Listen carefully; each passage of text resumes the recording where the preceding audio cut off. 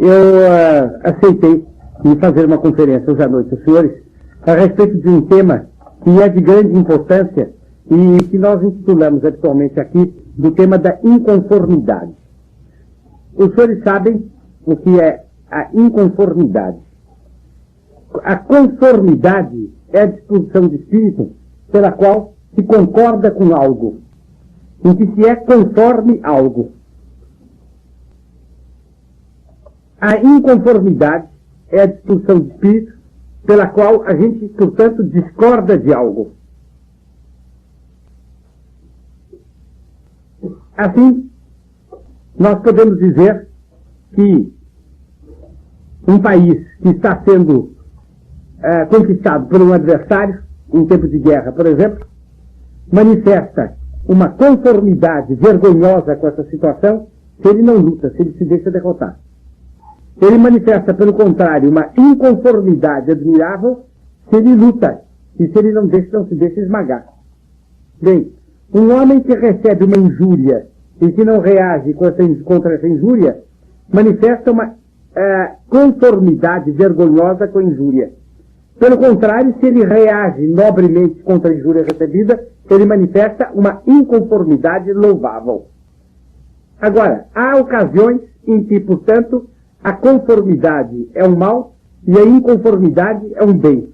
Como há ocasiões em que é o contrário, em que a conformidade é um bem e a inconformidade é um mal.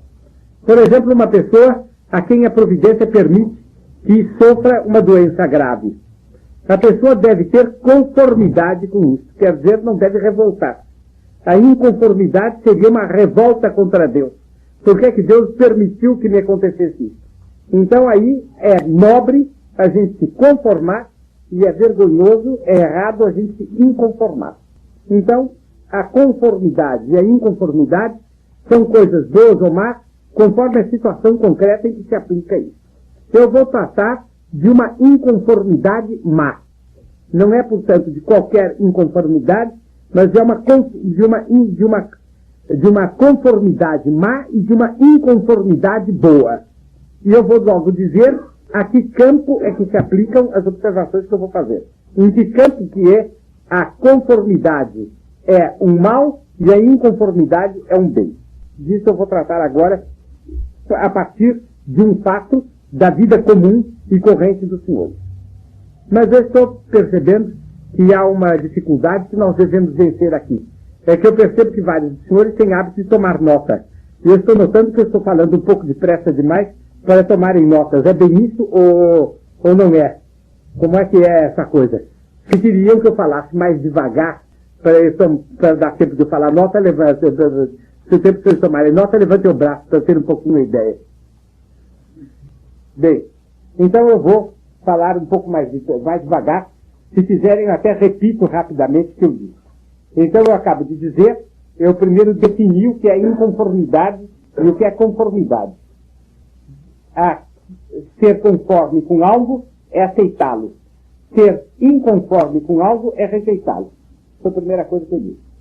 Agora, a segunda coisa que foi, eu mostrei que conforme o caso concreto, a conformidade ou a inconformidade pode ser um bem ou um mal. Depois eu passei para uma terceira afirmação, que é a seguinte: que eu vou tratar de uma certa situação concreta em que a conformidade é um mal e em que a inconformidade é um bem. E vou passar agora a tratar dessa situação concreta. Podem então tomar suas notas, né?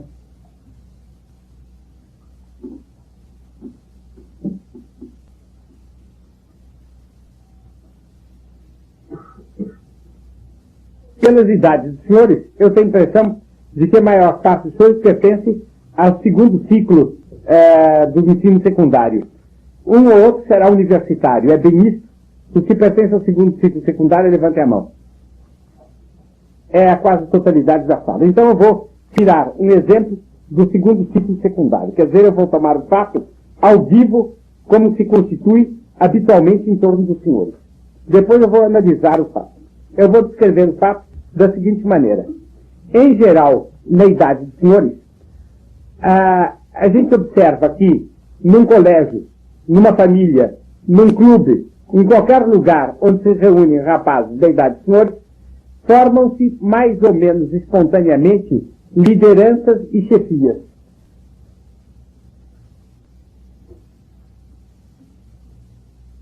De maneira que quase sempre existem, por exemplo, numa turma, 2 ou 3 que dão a nota, que sobressaem mais, e cuja influência se estende sobre os demais da turma, de maneira que a mentalidade deles, o modo de ser deles, modela, de alguma forma, o modo de ser de todos os colegas. Eles são, portanto, os chefes daquela turma, para argumentar com o ambiente de um colégio. Para nós, esse é o primeiro ponto. Então, é a existência das lideranças. É um fenômeno universal que se dá em todas as idades, mas que na fase colegial se descreve como eu estou descrevendo. Bem, então, em geral, é o segundo ponto, essas lideranças, em que sentido se exercem? Elas se exercem sempre num determinado sentido. Ou ao menos, o mais das vezes, elas se exercem num determinado sentido. A gente vai observar e é líder aquele que tem uma influência que se caracteriza pelo seguinte: é o mais engraçado e que faz os outros rirem mais. Ou é o mais atrevido em matéria de moral e, por causa disso, dá a impressão de que é um sujeito corajoso e se impõe mais a admiração de uns tantos outros. Será o que tem maior número de namoradas, o que começou a fumar mais cedo, o que, não sei, que se gaba de que fuma maconha, e daí para fora. Bem, ou é o que já conseguiu automóvel, e que sai desbragadamente em correrias de automóvel, conta que participou de roleta russa, sei lá de quanta coisa. Ou é o que é o mais indisciplinado. Ou é tudo isso junto. Porque essas coisas facilmente se associam, se consociam. E isso forma, então, uma espécie de pequena ditadura dentro da sala de aula. Porque esses que são assim, não digo que seja sempre, mas com muita frequência, eles se impõem aos outros. Quem faz como eles, participa de algum modo da admiração que eles despertam. Quem faz o contrário deles, sofre uma espécie de perseguição. É debicado, é isolado, é caçoado, é posto de lado. De maneira que, então, os senhores têm que em cada turma, ou em muitas turmas, pelo menos é frequente encontrar, uma espécie de ditadura pequena, de uns tantos ou quantos, exercida habitualmente dentro de uma mesma direção. Essa ditadura se chama uma verdadeira ditadura, porque não há uma verdadeira liberdade de a gente discordar deles. Então, eu primeiro estou descrevendo uma ditadura e o programa desses ditadores. Agora eu vou falar da falta de liberdade que existe em discordar deles. Quem discorda deles sofre uma espécie de diminuição. O que é que acontece? Há uma série de coisas que se dizem contra ele. Ele é um maricas, é um efeminado, é um sujeito sem coragem, é um sujeito sem varonilidade, é um bobo, é um atrasado, é um mole, e há uma cascata de coisas desse gênero. Cai essa cascata em cima da cabeça do recalcitrante. E uma pessoa não é inteiramente livre de tomar uma atitude contra essas ditaduras quando tem que sofrer uma verdadeira campanha de todos os colegas quando toma uma atitude contra. Agora, qual é a consequência disso? A consequência concreta é que é muito, muito fácil ser ruim. e se torna muito difícil ser bom. Por quê? Porque é fácil, é agradável colher aplausos, evidentemente. Pelo contrário, é desagradável enfrentar a oposição. Então, nós vamos ver, na maior parte, ou ao menos em grande número, de turmas de rapazes, nós vamos ver o seguinte, que a maioria deles, se fosse mais corajosa, se tivesse mais força para romper, para enfrentar essas pequenas ditaduras, a maioria deles gostaria de ser melhor do que é. Mas eles são arrastados para um mal que eles não queriam por causa dessa pressão desses pequenos ditadores de turma. É o fato que frequentemente se nota. Agora, depois de analisar o fato, nós vamos analisar o lado moral desse fato. Que mal há nesse fato? Vocês imaginem que um dos senhores agora sai daqui, sozinho pela rua, e encontra um homem com uma arma. E diz, um maníaco, um louco qualquer, encosta o revólver no peito e diz o seguinte: ou você deixa que eu agora passe a navalha e raspe metade do seu cabelo, ou eu te mato. Naturalmente, se eles sentam, se eles estão desarmados, deixa ele passar a navalha na metade do cabelo. Ao menos, eu penso que todos os senhores têm suficiente bom senso para preferir perder o cabelo a perder a vida, né? De maneira que eles se sujeitam, né? O homem vai mais adiante e olha para o senhor e diz: tá bom, isso não basta. Eu agora vou cortar o cano de uma das suas calças até aqui em cima. E corto a manga aqui do outro lado. E se não for isso, eu te mato. Entendo imediatamente, corta. Depois que você vai embora, os senhores ficam assim, esse traje na rua. Os senhores não têm a sensação de que sofreram uma violência? É uma violência, porque os senhores têm o direito de usar o cabelo como entendem. Os senhores têm o direito de se vestir como entendem. Sobretudo, têm o direito de não usar o cabelo de modo porque reputam ridículo. E de usar um traje, de não usar um traje que é ridículo, que é um traje com uma manga cortada de cá e uma perna do outro lado. Quer dizer, até lá, os maiores exageros do hipismo não chegaram. Evidente. E aí que os senhores, naturalmente, se sentem objeto de uma violência. Quer dizer, foi imposta aos senhores, pela força, pela brutalidade, uma conduta, uma atitude, um modo de se apresentar que não corresponde aos seus desejos, que é a mentalidade. Isso se chama uma violência. Está claro esse conceito ou não? Bem, eu digo que essas pequenas ditaduras de classe, essas pequenas ditaduras de aula, fazem uma violência mais profunda do que faria esse sujeito com o revólver. Porque obriga o indivíduo a assumir não um traje que ele não quer. Porque o traje sempre muda. Chega em casa, arranca o traje e está acabado. Não arranca do sujeito metade do cabelo, que acaba crescendo de novo. Também é uma coisa remediável. Mas é uma coisa diferente. Impõe ao sujeito um modo de ser e até um modo de pensar como no fundo ele não quer. É o sujeito de medo da caçoada geral, de medo da pressão do ambiente, aceita um modo de pensar e um modo de sentir como não quereria. Ele vai ser outro. No interior dele, ele vai ser outro. Essa é uma pressão muito pior. É verdade que essa pressão não se faz com violência de tiro.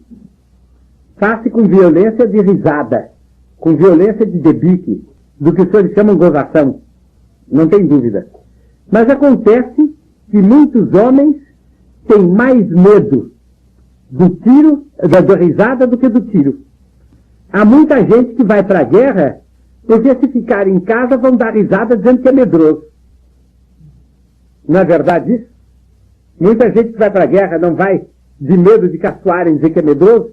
Então muita gente tem tanto medo da caçoada que vai enfrentar o canhão de medo da gargalhada na retaguarda. E a gargalhada, a gozação, é uma coisa que dá mais medo em muitos homens do que o tiro.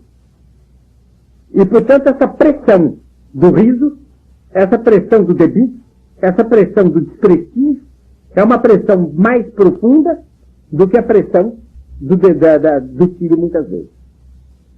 E há, então, milhões de rapazes no mundo inteiro que vão sendo empurrados para o lado do mal por causa dessa pressão.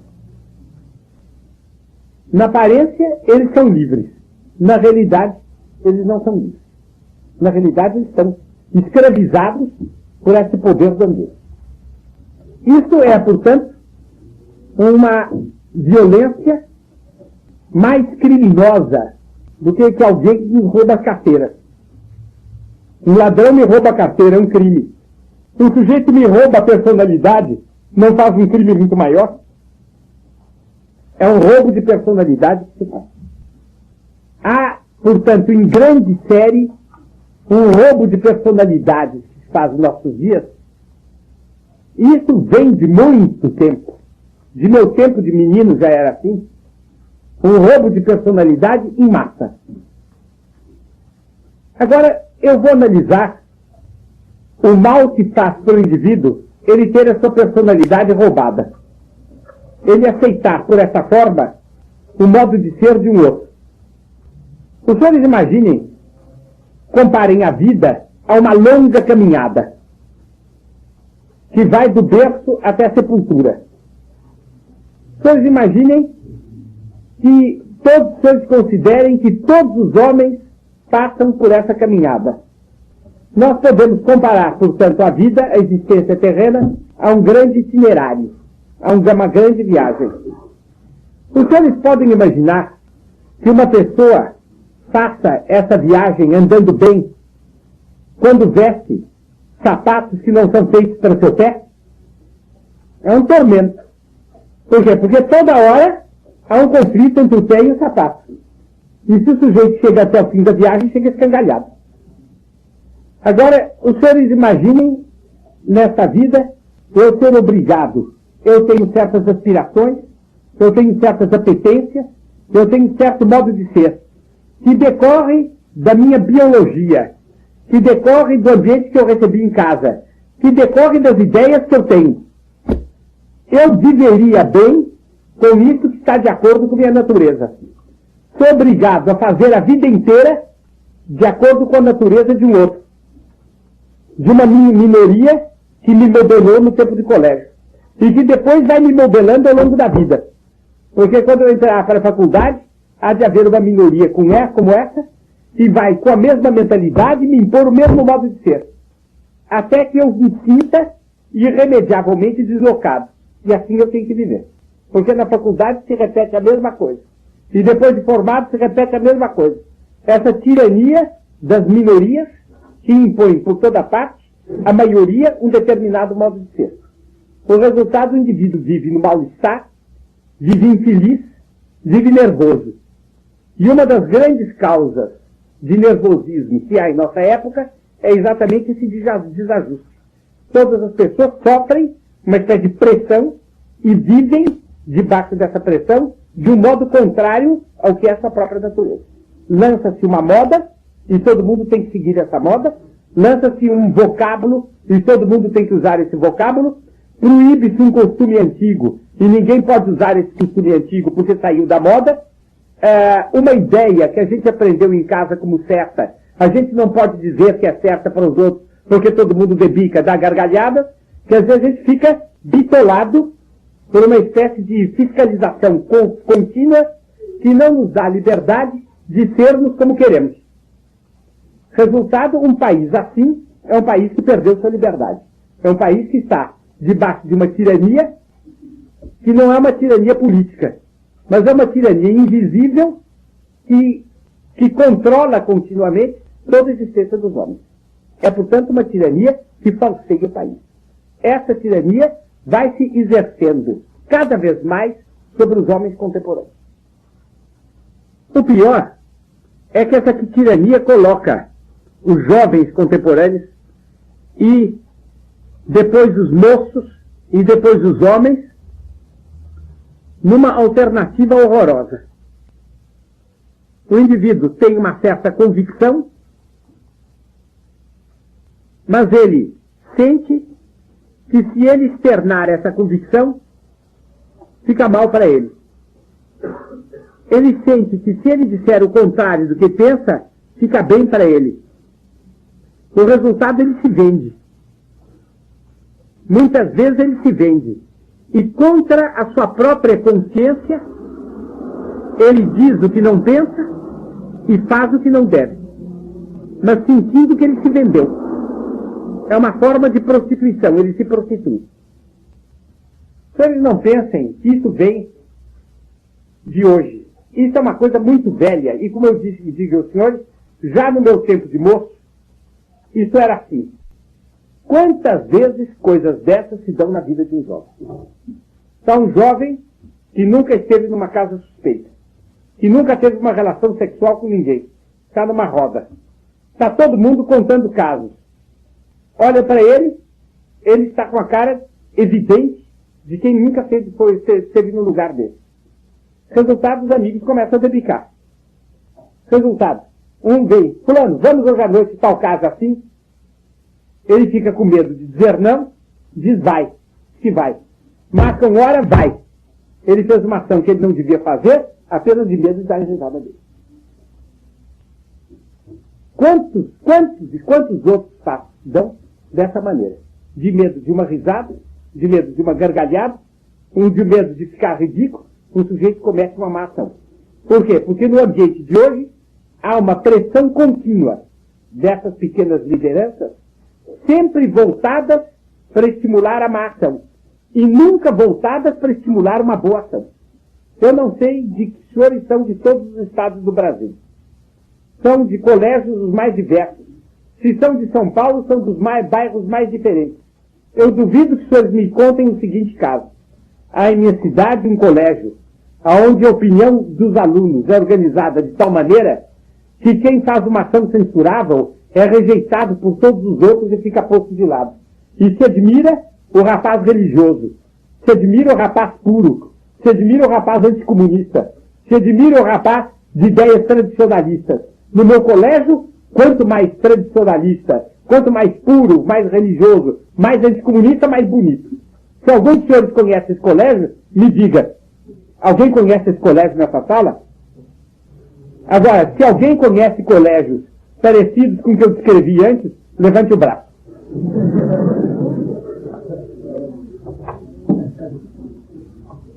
Bem, o que é, assim se põe a primeira aplicação do sentido da palavra conformidade.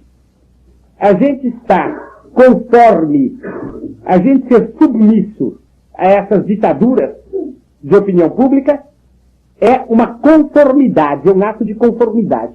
A gente se conforma com eles. É evidente. A gente ser insubmisso é, portanto, um ato de inconformidade. Essa inconformidade é uma virtude. Essa inconformidade é uma virtude. Essa conformidade é um erro moral gravíssimo. É um vício. Por quê? Porque é eu aceitar de trair a Deus para não rirem de mim. Deus que me criou, Deus que me redimiu, Deus que me fez nascer na Igreja Católica, Deus me dá uma ordem. Eu atraiçoo a Deus e faço o contrário para não rirem de mim. Isso é uma ação infame. Os senhores conhecem o episódio da vida de São Pedro. Que a paixão, São Pedro, pouco antes da paixão, São Pedro, nosso Senhor Jesus Cristo, disse a São Pedro: antes do galo cantar, tu me negarás 3 vezes. E São Pedro disse: não, não é possível. Nosso Senhor foi preso, começou a via dolorosa. Quando ele entrou na casa de Pilatos, de Herodes, no pátio de Herodes, ele passou, havia uma fogueira. Perto da fogueira estava São Pedro se aquecendo. E uma mulher olhou para São Pedro e disse: você não é discípulo do Nazareno? Ele, de medo da caçoada do ambiente, Não, não sou. Duas outras pessoas perguntaram, ele disse, não sou. Ele negou o Nosso Senhor 3 vezes. Nosso Senhor passou por ele e o olhou. E os olhares se encontraram. Nosso Senhor, para não criar embaraços para ele, não disse, ó Pedro, podia ter dito. E escangalhava com ele. Nosso Senhor foi tão bondoso que não disse nada. Passou e olhou para ele. E ele sentiu olhado por Nosso Senhor. E Nosso Senhor deitou nesse olhar uma tal expressão e uma força natural, sobrenatural, tão extraordinária, que, diz o Evangelho, Nosso Senhor São Pedro saiu de lá e chorou amargamente. E até o resto de sua vida, ele se penitenciou dessa infâmia que tinha cometido. Ele tinha negado a Cristo de medo das risadas de umas criadas que estavam passando por aquele passo. Quanta gente nega Nosso Senhor Jesus Cristo, abandona a religião de medo de risada, de medo de gargalhada. Evidentemente, é uma infâmia. É uma infâmia como se fosse São Pedro. É uma verdadeira traição. Esse é o primeiro mal que há nessa conformidade. Há, porém, um segundo mal. É que ela nos castiga a nós mesmos. Nós somos vítimas disso. Nós aceitamos os sapatos de um outro para caminhar pela vida. Quer dizer, vamos andar torto a vida inteira. Doídos, doloridos a vida inteira. Em terceiro lugar, nós nos preparamos para ser um João Ninguém. Quer dizer, um zero. Porque nós não marcamos o rumo de nossa vida, é imposta por outros. Quer dizer, uns tipos liquidados. Bom, eu vou agora analisar os efeitos dessa conformidade, dessa má conformidade, junto às pessoas mais velhas do que os senhores.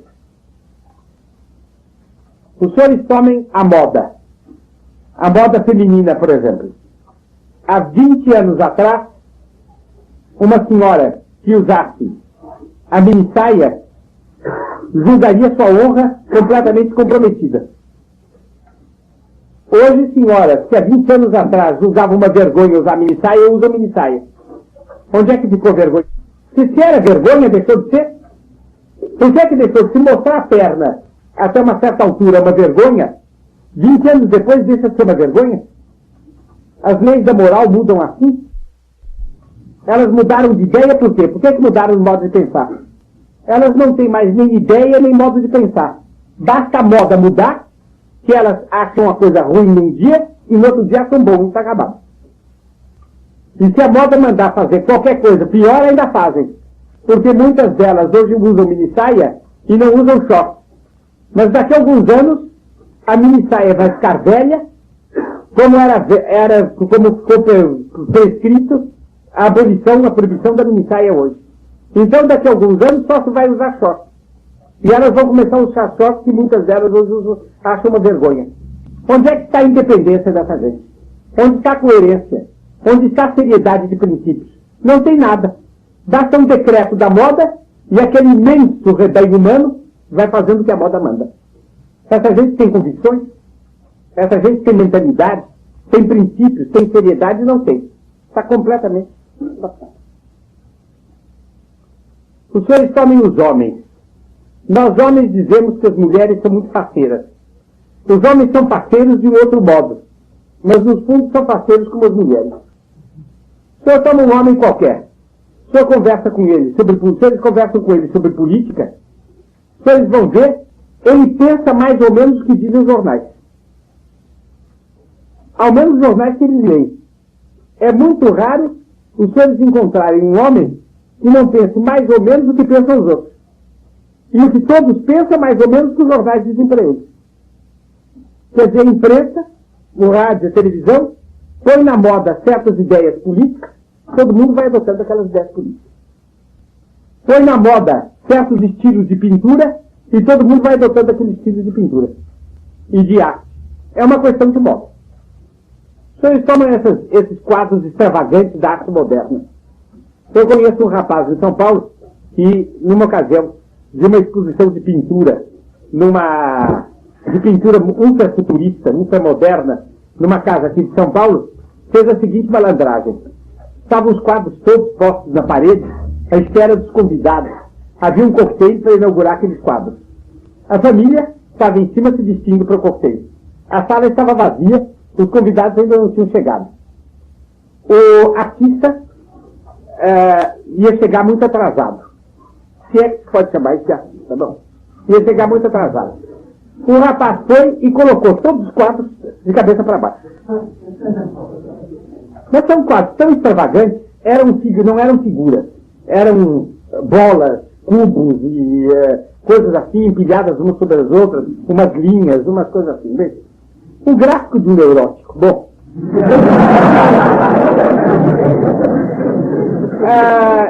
Os convidados da família desceu, os convidados foram chegando e começa todo mundo. Mas que extraordinário, que inspiração. Olha, recompa, mas que coisa linda, que maravilha, etc. Quando a coisa chegou uma certa efervescência, e antes do artista chegar, que podia notar que a cadeira dele estava de cabeça para baixo, o rapaz diz: me dão licença, todos esses quadros que vocês estão achando lindos estão de cabeça para baixo.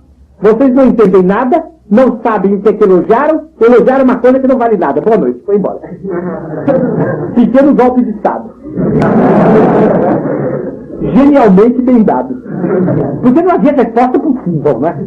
Porque se uma coisa que é vista assim é bonita, depois vista de outro jeito é bonita também, então não é bonita. Né? Então ninguém entende de nada, é evidente, né? Depois eu podia dizer que... Porque eles tinham acabado de elogiar, estava tudo esplêndido. Né? Quer dizer, não tinha saída. Não tinha saída. Esse fulano é impossível. Você...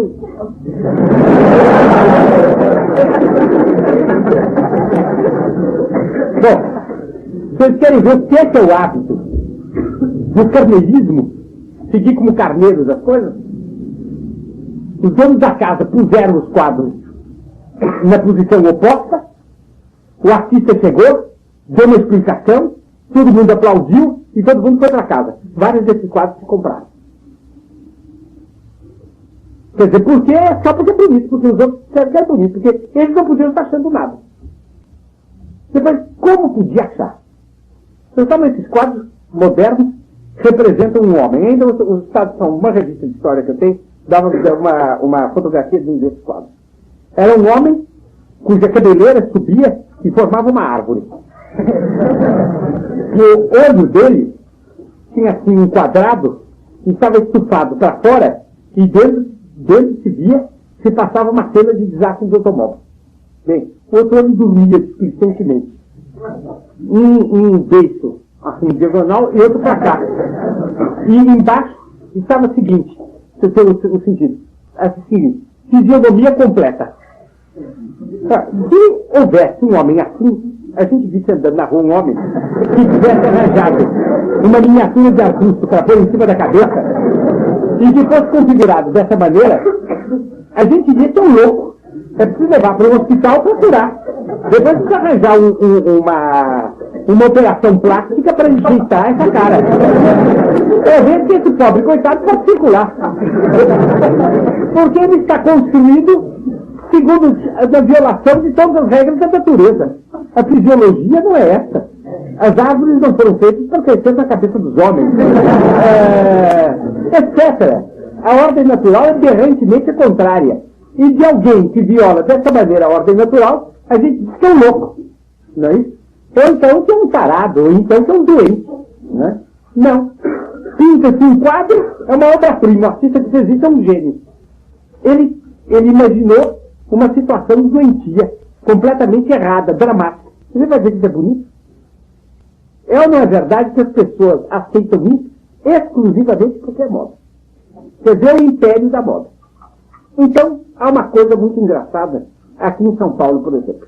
Eu não sei se dá isso nas cidades onde os senhores moram, mas em São Paulo o fato é flagrante. Há dois tipos de artistas em São Paulo. Pintores.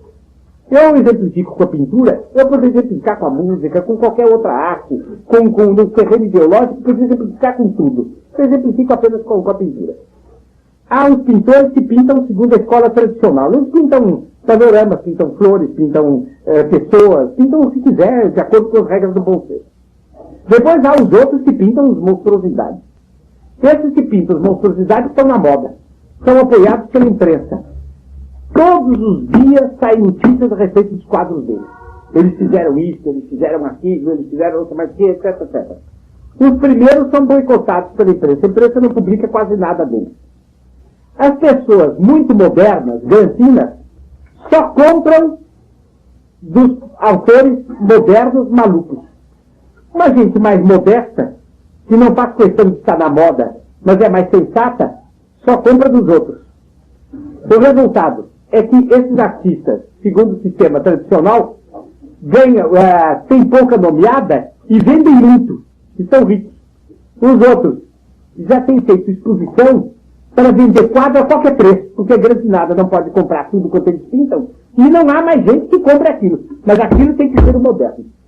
O resultado, aos poucos, vai entrando. Aos poucos, isso vai passando de uma classe para outra, de outra para outra. Dentro de 10 ou 20 anos, todo mundo só compra quadros assim. Quer dizer, a moda da maluqueira entra e se impõe por essa forma. Está acabado. Quer dizer, é uma imposição que os mais velhos sofrem, porque no tempo de meninos, eles já foram obrigados a isso também. Já foram habituados a dobrar a cabeça, não só externamente, mas internamente à moda. E já foram habituados a não ter personalidade. E a dirigir-se exclusivamente de acordo com uma coisa que se chama moda. Os outros fazem, eles fazem. Os outros pensam, eles pensam. Os outros aprovam, eles aprovam. Os outros reprovam, eles reprovam. São pessoas que se dizem livres e que, no fundo, não têm um pingo de verdadeira liberdade. O que, a meu ver, é espantoso esse respeito e que representa uma forma especial de escravização, é a cena que eu ouvi dizer que se dá em muitos estádios. Eu não sei se os senhores têm presenciado isso, não sei se algum dos senhores já fez isso. Mas eu ouvi dizer que em muitos estádios de futebol, está jogando futebol, e tem sujeito que está vendo a partida e que está com o rádio ligado para ouvir o locutor descrever a partida para ele. De maneira que ele já não é um homem suficientemente completo para acompanhar uma partida de futebol por si. Ele fica torcendo, com a mão no dedo, o locutor dizendo, vizinho, corre, tira a bola para o outro passa, gol! Ele precisa que alguém diga para ele, porque ele já não é suficientemente completo para ser capaz de vibrar numa partida de futebol. Você tem outro por detrás dele fazendo fôlego. Quer dizer, no fundo, é um invertebrado. É um invertebrado. Esse homem pensa que ele é livre.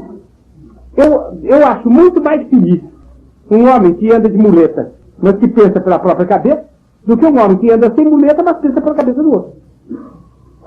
É evidente. Ora, cada vez mais nós estamos caminhando para isso. Cada vez mais nós estamos caminhando para isso que se chama a massificação. O que é que vem a ser a massificação? Em vez de senhores tomem, por exemplo, o quê? O asfalto. O asfalto é uma massa. Cada grãozinho integrante, cada partícula integrante do asfalto está diluída, presa, encaixada, absorvida, sepultada dentro daquela camada de betume. E fica ali formando uma massa compacta e homogênea. Os homens foram feitos para serem pessoas, cada qual se guiando de acordo com a luz de seu espírito e de acordo com sua personalidade. A massificação transforma o homem em um elemento inerte de uma massa. Ele se dilui dentro da massa. Hoje todo mundo está ficando massificado. Acontece, como consequência disso, o seguinte, é que as nações modernas vão sendo preparadas, sem perceber, para o comunismo. E por que para o comunismo? Para nós compreendermos bem isso, temos que ver debaixo de que ponto de vista eu me refiro aqui ao comunismo. Os senhores sabem bem que o comunismo é uma forma de organização política e social pela qual ninguém dispõe de si. Ninguém adquire bens. E ninguém tem direito a nada. Esse é o comunismo. Em termos bem precisos, qual é a doutrina comunista? É que o Estado é o dono de todos os haveres. De maneira que casas, fábricas, fazendas, lojas, tudo pertence ao Estado. Então, o governo é que abre e fecha as lojas, as fábricas que entende. É quem dá casas para quem quer e tira casas de quem quer. Todo mundo mora onde o governo mandou morar. E quando o governo manda, é obrigado a mudar e ir para onde o governo quiser. Ninguém tem uma casa própria, porque ninguém é dono de nada. Ninguém tem o direito de ter, por exemplo, um automóvel próprio, porque ninguém é dono de nada. Todo mundo é obrigado, continuamente, a fazer o que o Estado manda. Bem, o indivíduo não pode escolher seu próprio emprego. De repente ele é chamado. Na Rússia, por exemplo, está morando em Leningrado. Ele é chamado e você vai para Vladivostok, na Sibéria. E vai lá exercer tal profissão. Ah, o senhor está perfeitamente eu quero dizer dinheiro. Isso para os senhores não parece uma coisa horrorosa? Parece. Mas para o homem massificado não é. Porque ele já não tem personalidade para ter uma ideia própria. Já não tem personalidade para ter um gosto próprio. Ele o que quer é ter quem pense por ele. Quem dê as soluções por ele. Quem resolva por ele. Ele já está reduzido ao estado de carneiro, que precisa de um pastor para estar levando por toda parte. E então ele se acostuma a um regime totalitário que o amolda completamente, que lhe tira completamente a personalidade e que governa ele completamente. Ele é feito para ser o cidadão de uma república comunista. É para onde essa completa falta de independência, essa tirania da moda, das ideias em vigor, dos tais grupinhos, vão conduzindo todo mundo contemporâneo. Quer dizer, essa é uma imensa preparação do comunismo. E que o comunismo sabe que é, e que favorece com todo o empenho, porque todos os propagandistas do comunismo fazem assim. Todos eles favorecem essa ordem de coisas, em que o homem perde personalidade e não vale absolutamente nada. Qual é o resultado disso? É que o homem deixa de ser verdadeiramente homem. Porque o que distingue o homem do animal é a inteligência, é o raciocínio. E é a livre escolha daquilo que seu raciocínio lhe indica. É por isso que o homem é homem e não é animal.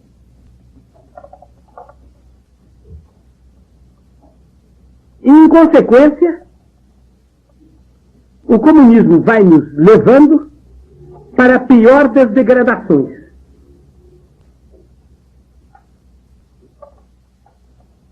Quer dizer, não só a pior das tiranias, mas a pior imoralidade. Os senhores sabem que no comunismo não há casamento. Eles chamam de casamento, mas é amor livre. Qualquer homem pode ligar-se a qualquer mulher e pode abandonar qualquer mulher, como qualquer mulher pode abandonar qualquer homem a qualquer momento. Entrega os filhos ao governo, o governo educa ou não educa, está acabado. São absolutamente como bichos no pasto. Os senhores sabem que o comunismo chega a esse requinte de não construir quase casas, de maneira que as pessoas moram empilhadas nos dormitórios, com promiscuidade sexual. E durante o dia, para poderem se distrair um pouco, são obrigadas a estar em imensos salões que eles preparam, coletivos, onde a pessoa está o tempo inteiro um com o outro, e o tempo inteiro conversando, para não poder pensar, e para não poder elaborar uma personalidade própria. De maneira que fica sujeito sempre a esse rolo compressor, e a essa lavagem de cérebro contínua. Então o sujeito fica sempre acachapado debaixo do domínio comunista. Bem, então é a completa destruição, a completa degradação da humanidade. E isso se prepara de um modo mais ou menos insolúvel, de um modo mais ou menos invencível. Porque se não houver contra isso uma reação, e se não houver gente que afirme, eu não estou de acordo, eu denuncio essa trama, eu denuncio essa servidão, eu reivindico para mim a liberdade de seguir os meus princípios, a liberdade de pensar o que eu quero, a liberdade de dizer o que eu penso como eu entendo, e sobretudo a liberdade de afirmar a doutrina católica e de viver como um católico deve viver, a liberdade mais fundamental de todos os homens, que é a liberdade de servir a Deus. Se não houver quem faça isso, o mundo está simplesmente liquidado. Quer dizer, há uma conformidade mortal. Essa conformidade vai levando o mundo à ruína. É preciso rasgar essa conformidade por meio de uma inconformidade, de um sublime brado de independência. E de uma independência proclamada em nome de Deus. É isso que é preciso fazer. Para os senhores verem até que ponto essa conformidade conduz à ruína, basta os senhores considerarem o que acontece nas grandes cidades. A TFP vai fazer propaganda na rua, os senhores encontram o seguinte: nos bairros operários não há hostilidade contra a TFP. Nos bairros de classe média há um pouco de hostilidade contra a TFP. Nos bairros de classe alta, a hostilidade contra a TFP é maior do que em todas as outras classes.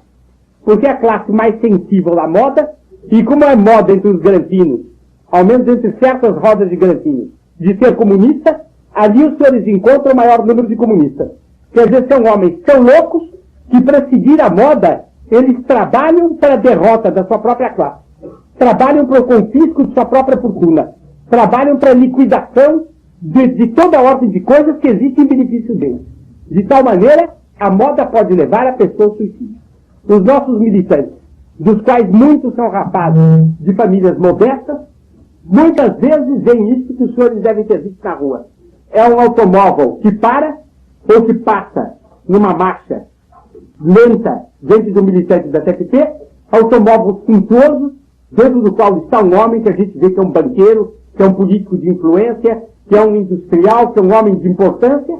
Ele grita uns tais ou quais ultrajes contra a nossa gente e diz: viva o comunismo. Depois que compõe o automóvel, a toda pressa sai fugindo.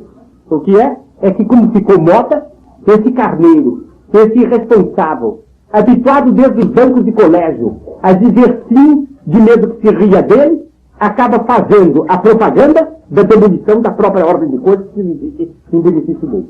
Quer dizer, conduz até o suicídio. É até esse extremo que nós chegamos. Então é preciso cortar com isso. E aí os senhores compreendem o sentido da inconformidade da TFP. O que é que representa esse estandarte vermelho? O que é que representa esse leão dourado em ordem de batalha? O que é que representa aquela cruz que marca aquele leão dourado? Representa esse vermelho, o desejo de lutar e, se preciso for, de lutar até a efusão do sangue. Mas antes de lutar pela efusão do sangue, de lutar contra todos os risos, de lutar contra todas as modas, de tomar os princípios tradicionais e imortais da doutrina católica e de os afirmar em alto e bom som. Seja moda ou não seja moda, riam ou não riam, aplaudam ou não aplaudam, há uma verdade eterna, há uma verdade objetiva e indestrutível, há uma verdade que está ao alcance de todos os homens de boa vontade, favorecidos pela graça de Deus, e essa verdade é que a moral ensinada por nosso Senhor Jesus Cristo jamais será revogada. Que nosso Senhor Jesus Cristo mesmo disse que a terra e o céu passarão, mas que de suas palavras nenhuma passará. Há uma verdade, que enquanto o mundo for mundo, haverá homens fiéis a essa lei. Haverá homens que se recusarão a praticar o mal só porque outros aplaudem quem pratica o mal. Haverá homens que se ufanarão de praticar o bem, ainda que todos riam deles. Haverá homens que ensinarão os princípios perenes e indestrutíveis da tradição, da família, da propriedade e de todos os outros que constituem a civilização cristã, haja contra eles que pressões houver. Esses homens mostram, enfrentando a gargalhada, enfrentando a moda, eles mostram mais altaneria e mais altivez do que se eles enfrentassem armas cruentas. Eles lutam contra um adversário que é um adversário tremendo, que é o adversário do ridículo. Eu conto aos senhores uma coisa que aqui é característica. Eu conversei com um grande amigo da TFP, que é o cônsul Aloysio Gomide, recentemente preso entre os tupamaros. Ele foi de uma dignidade entre os tupamaros, de uma coragem a que todo o Brasil prestou homenagem. Ele me contou esse fato, que ele saiu dos tupamaros, foi reintegrado na vida comum e pouco tempo depois teve que ter uma discussão com um sapo. E que ele teve um primeiro impacto, porque ele tinha passado algum tempo sem contato com sapos, e que teve, diz ele, que fazer mais força para vencer o impacto da gargalhada do sapo do que ele tinha tido que fazer para enfrentar os tupamaros. Essa é a batalha atual da TFP. Essa é a batalha imediata da TFP.